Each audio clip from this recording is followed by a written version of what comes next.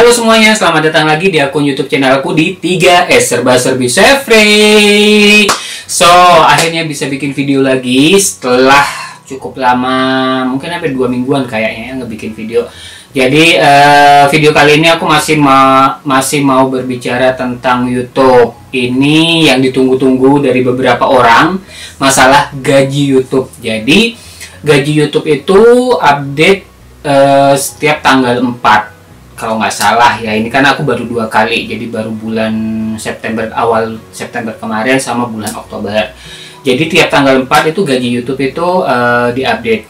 Nah, sebenarnya gaji YouTube itu kan update tiap hari ya di estimasi pendapatan. Ada yang namanya estimasi pendapatan. Nah, di estimasi pendapatan itu kita bisa lihat berapa sih income yang kita dapat setiap hari, terus berapa total income yang udah kita dapat dalam satu bulan ini gitu kan.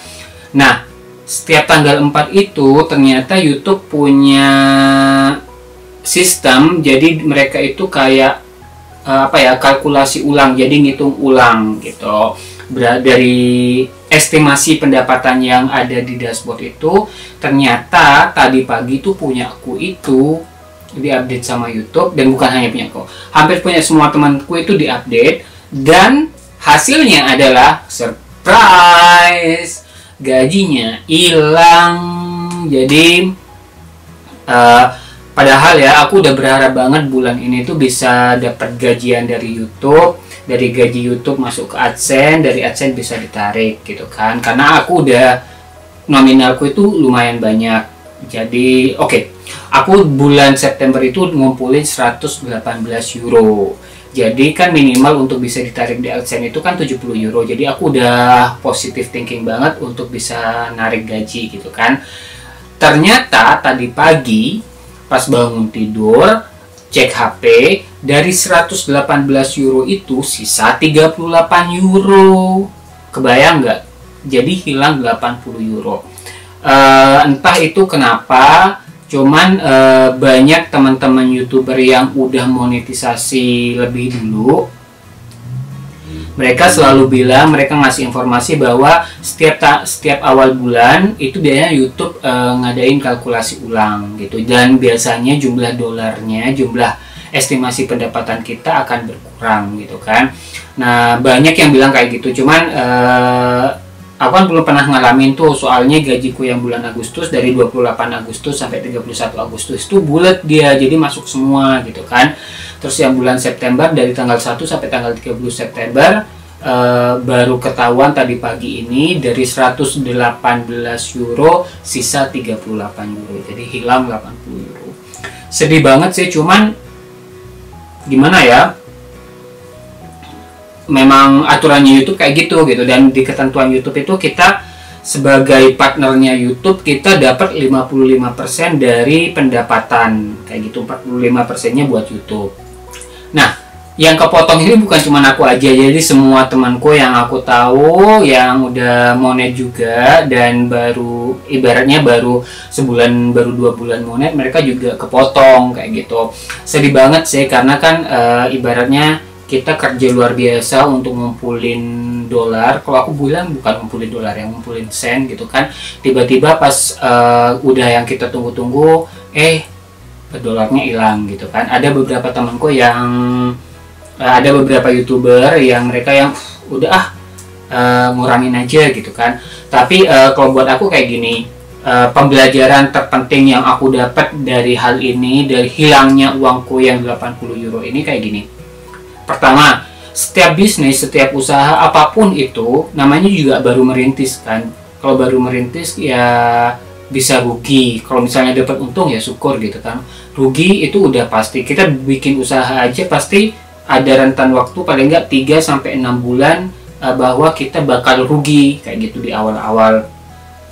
Setelah 6 bulan baru mungkin kita ngerasain yang namanya zero. Jadi penghasilan dan pengeluaran seimbang. Baru setelah 1 tahun mungkin baru ngerasain yang namanya untung. Jadi buat teman-teman yang udah monetisasi, yang dolarnya juga hilang, dan aku harap kalian juga tetap semangat untuk terus berkarya. Intinya YouTube itu kita gunakan sebagai sarana untuk nyalurin hobi, dan kita harus balik ke tujuan awal kita, kenapa sih kita bikin YouTube gitu kan.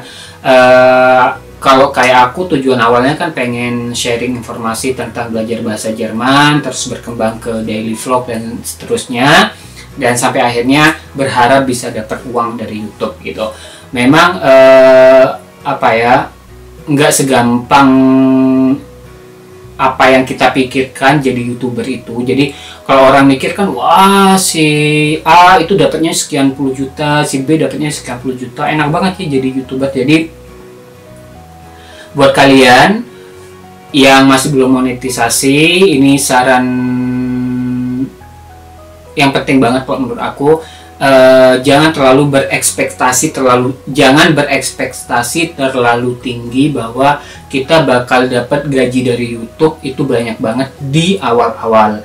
Tapi kalau misalnya kita udah jalan setahun, 2 tahun, kalau misalnya channelnya kita udah berkembang, subscribernya kita juga udah banyak, ya itu juga nggak menutup kemungkinan ya. Tapi kalau misalnya baru jalan sebulan, 2 bulan, 3 bulan udah berharap bisa kayak mereka yang udah penghasilannya gede, ya salah besar gitu kan. Nggak ada yang semuanya langsung gitu, kecuali misalnya kayak artis, mereka bikin YouTube channel 1 hari bisa langsung monet gitu kan, karena mereka udah punya fans. Sedangkan kita mulai dari zero, kita mulai dari nol, kita merangkak dari awal, yang kita harus ngumpulin jam tayang, ngumpulin subscriber, ngumpulin fans supaya mereka suka dan balik ke videonya kita. Jadi